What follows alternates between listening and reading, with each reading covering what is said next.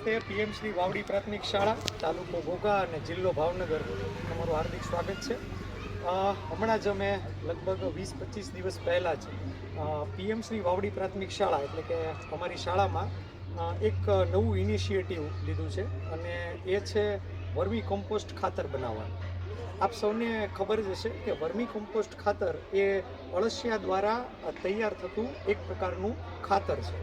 કુદરતી ખાતર છે, સેન્દ્રિય ખાતર છે, જેનો ઉપયોગ સામાન્ય રીતે જમીન માટે ખૂબ જ સારી રીતે આપણે કરી શકીએ છીએ. તો આ વર્મી કમ્પોસ્ટ ખાતર કઈ રીતે બનાવવામાં આવે એ અમે નવતર પ્રયોગ અમારી શાળામાં હાલ કર્યો છે. તો હું થોડી એની માહિતી તમારી સાથે શેર કરવા માગું છું.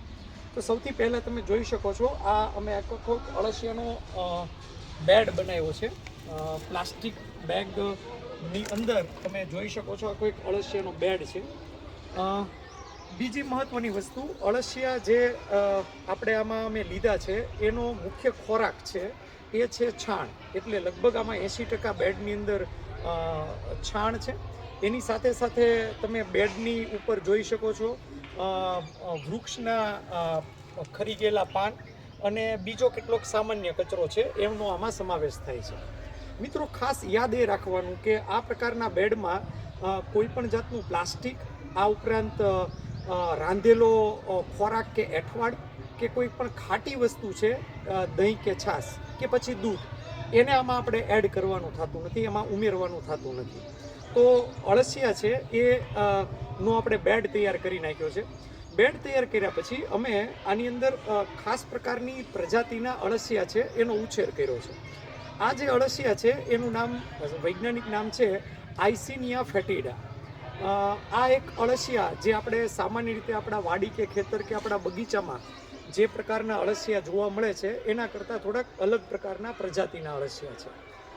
હું તમને બતાવું પણ કે જે અહીંયા આગળ આપણે બેડની અંદર જે અળસિયાનો ઉછેર કરીએ છીએ અને જેના દ્વારા અમે વર્મી કમ્પોસ્ટ ખાતર બનાવીએ છીએ એ કેવા પ્રકારના અળસિયા છે. તો જોઈએ આપણે. તમે જોઈ શકો છો ઉપરના ભાગમાં તમને કોઈ પણ જાતનું અળસિયું દેખાશે નહીં, કારણ કે અળસિયા છે એને ભેજ ગમે, ભેજ પ્રિય છે. તો આવા નીચેના ભાગમાં ભેજ છે એ વધુ માત્રામાં હોય. તો તમે જોઈ શકો છો મારા હાથમાં, તમે જોઈ શકો છો આ પ્રકારના અળસિયા આઇસિનિયા ફેટિડા છે, જે આનો ઉછેર અમે ખાસ કરીને કરીએ છીએ. અને તમે જોઈ શકો છો, મેં ખાલી એક મુઠ્ઠી માટી લીધી તો એમાં કેટલા બધા અળસિયા છે એ અહીં આગળ જોવા મળે છે. એકદમ હેલ્ધી અળસિયા છે આવડા, જેના માટે અમે જે ખાતર જે ખાસ કરીને છાણાનો ઉપયોગ કર્યો છે એ બને ત્યાં સુધી એમાં વપરાય એના માટે મેં ખાસ કરીને યુઝ કર્યું છે. તો આ આઇસિનિયા ફેટિડા પ્રકારના અળસિયા છે જેનો ઉછેર ખાસ કરીને અમે કર્યો છે. મિત્રો, આનાથી જે ખાતર તૈયાર થાય છે એ ખાતર કઈ રીતે જમીન માટે અને ખાસ કરીને પાક માટે કે વનસ્પતિ માટે ગુણકારી છે, ઉપયોગી છે, એના ફાયદા શું છે, હું થોડીક એની પણ સાથે ચર્ચા કરી દઉં. પણ આમાં ખાસ એક બીજી બાબત અમે ખાસ ધ્યાન રાખી છે. મેં તમને કીધું એમ અળસિયા ભેજ પ્રિય છે, એને ભેજની માત્રા એને ખૂબ જોશે. તો આ જે આખો બેડ છે એ ખાસ કરીને નીચેના ભાગે સુકાઈ ન જાય એની ખાસ કાળજી અમે લેતા હોઈએ છીએ. એટલે માત્ર તમે એમ કહી શકો કે 2 દિવસે આના ઉપર અમુક પ્રમાણમાં પાણીનો છંટકાવ કરવો છે એ ખૂબ જરૂરી છે. હવે આનાથી જે ખાતર તૈયાર થયું, વર્મી કમ્પોસ્ટ ખાતર, એ કેવા પ્રકારનું છે હું તમને એ પણ બતાવવા માંગુ છું.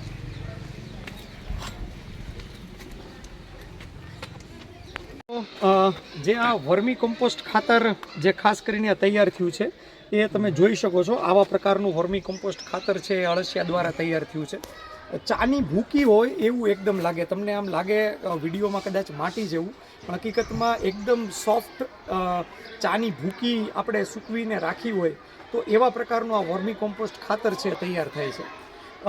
આ જે ખાતર છે એ ખાતરમાં લગભગ 2.5 થી 3% જેટલો નાઇટ્રોજન હોય છે, જે સામાન્ય રીતે વનસ્પતિ માટે ઇનફ કહી શકાય.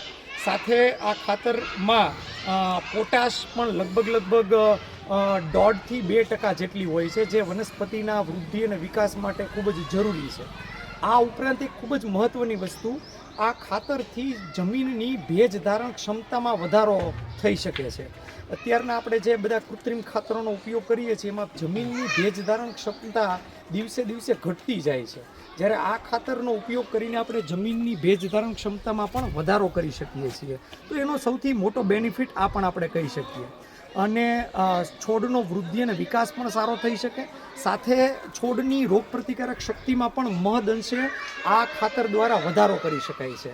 તો આ પ્રકારનું એક ઇનિશિયેટિવ અમે અમારી શાળામાં છે એ હમણાં જ કર્યું ને. આ ખાતરનો ઉપયોગ તમે અમારી શાળાને જોશો. અમારી શાળા ગ્રીન સ્કૂલ છે, તો ગ્રીન સ્કૂલમાં ઘણા બધા પ્લાન્ટ્સ વનસ્પતિઓ છે, તો એમાં ખાસ કરીને અમે એનો ઉપયોગ છે કરતા હોઈએ છીએ. તો હું આશા રાખું કે તમને આ વિડીયો થકી ઘણી બધી જાણકારીઓ પ્રાપ્ત થઈ હશે. અને તમે પણ જો તમારી શાળામાં આ પ્રકારનું ખાતર તૈયાર કરી અને એનો ઉપયોગ કરો તો ખૂબ સારું લેખાય. સાથે આપણે વિજ્ઞાન વિષયમાં પણ વર્મી કમ્પોસ્ટ ખાતર વિશેની કેટલીક માહિતીઓ આપેલી છે, જે પ્રેક્ટિકલી પણ આપણે આ વિદ્યાર્થીઓને ખાસ કરીને સમજાવી શકીએ છીએ. તો વિડીયો જોવા બદલ ખૂબ ખૂબ આભાર. Thank you very much.